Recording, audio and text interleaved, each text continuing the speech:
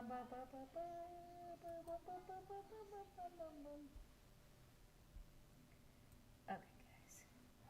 It is time for the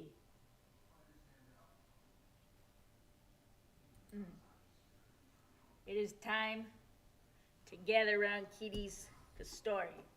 But first,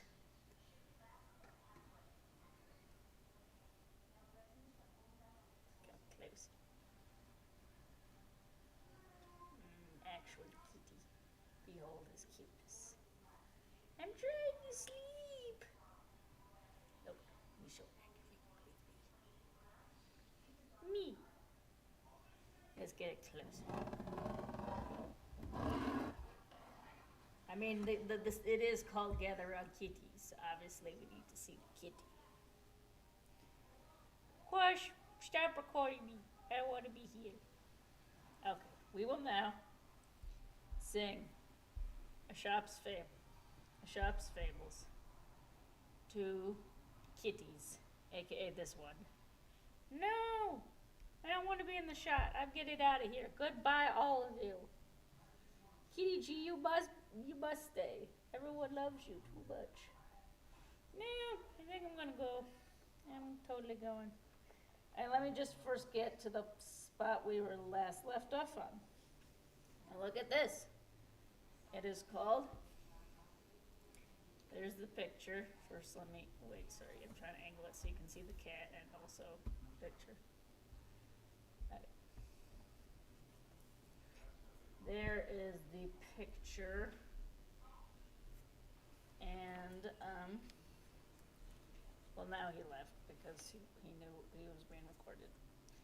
The jackdaw and the pigeons. A jackdaw, watching some pigeons in a farmyard, envied how well they were fed, and determined to disguise himself as one of them.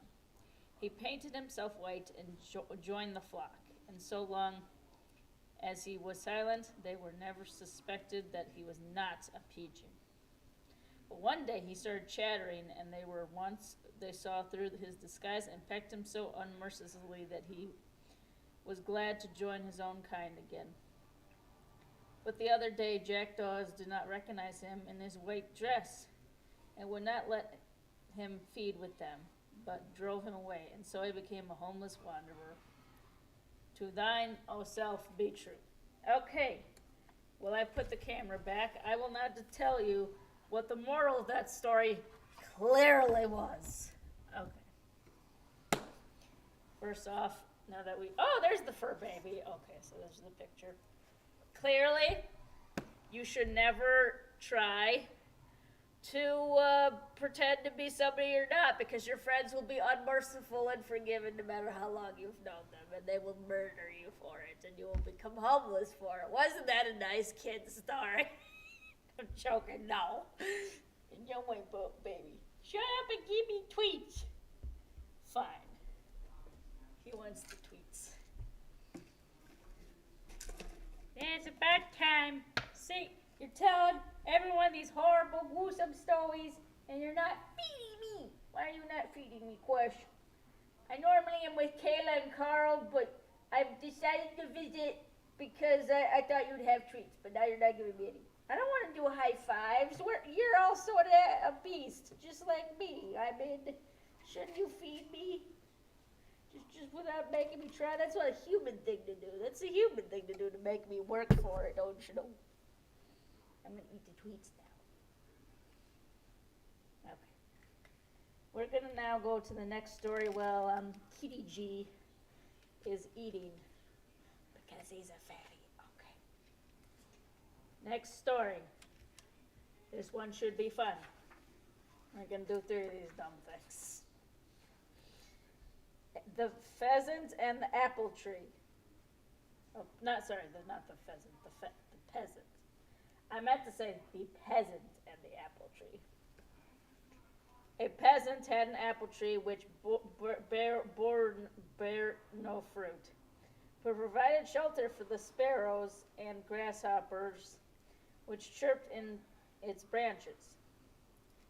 Disappointed at its branches, he determined to cut it down and fetch his axe. But the sparrows and the grasshoppers begged him to spare it, and said to him, "If you destroy the tree, we shall have to seek shelter elsewhere, and you will no longer have our merry chirping to and live in your work in the garden." He refused to listen and set to work to cut through the trunk.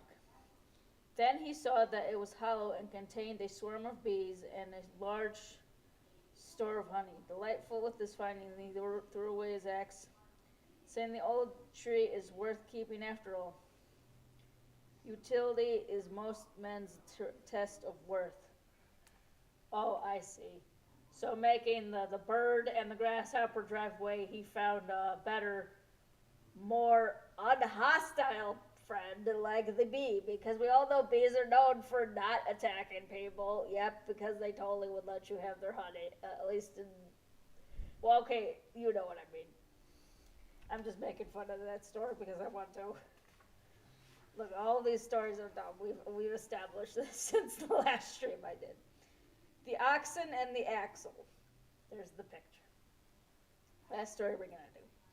A pair of oxen were drawn by a heavy loaded wagon along the hayway, and as they tugged and strained at the yoke, the axles creaked and groaned terribly. This was too much for the oxen, who turned around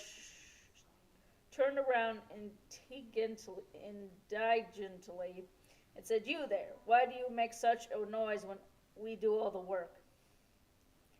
They complain most who suffer least. A heavy loaded wagon, okay? This moral is very clear. For some reason, oxen think that barrels can talk, apparently, even though they clearly did not talk in the story. Okay, that was nice. Quash, you make no sense. Kiji, I think we need to see your cute face again. Why do you keep making the audience see my cute face? I mean, I know I'm cute, but like,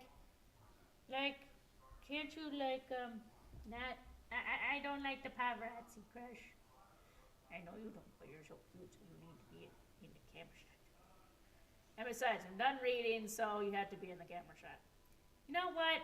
Part of me feels like I should go back to Kayla and Carl. Why am I even here? You're not my owner. Bye. No, don't do